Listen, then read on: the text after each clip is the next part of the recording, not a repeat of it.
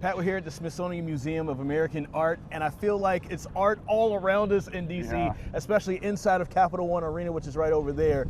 You have number 1 versus number 2 in the East Regional. It's exactly what people wanted.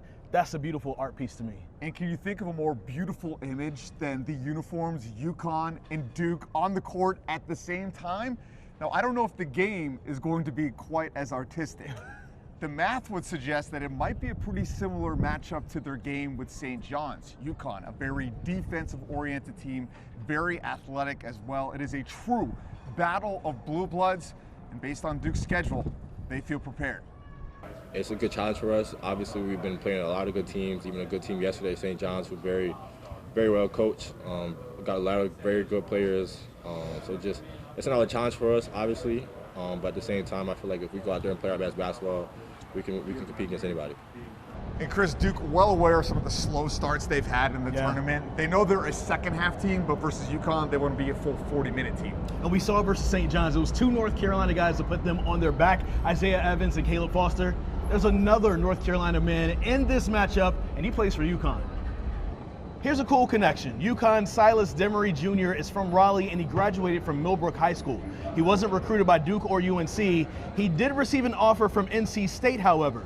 Demery started at Georgia and transferred to UConn to be on a bigger stage. Duke did recruit him out of the transfer portal, but he said UConn felt like home, so now he's excited to play Duke for a shot at the Final Four.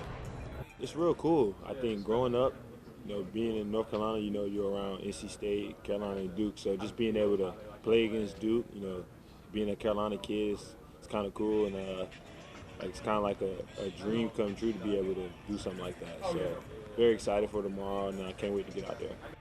And the one cool thing about this, Silas Demery, he's really good friends with both Caleb Foster and Isaiah Evans.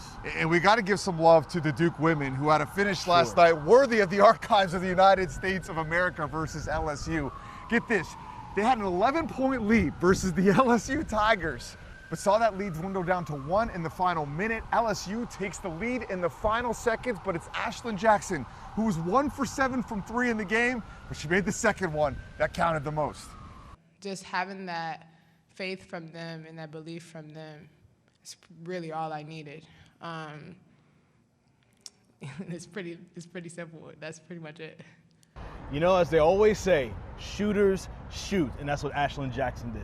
Now we got to get to the coaching searches, and NC State was hoping they could have maybe built a statue for Will Wade. That's clearly not happening. Let's send it to Brian Murphy, who's on the street working the phones.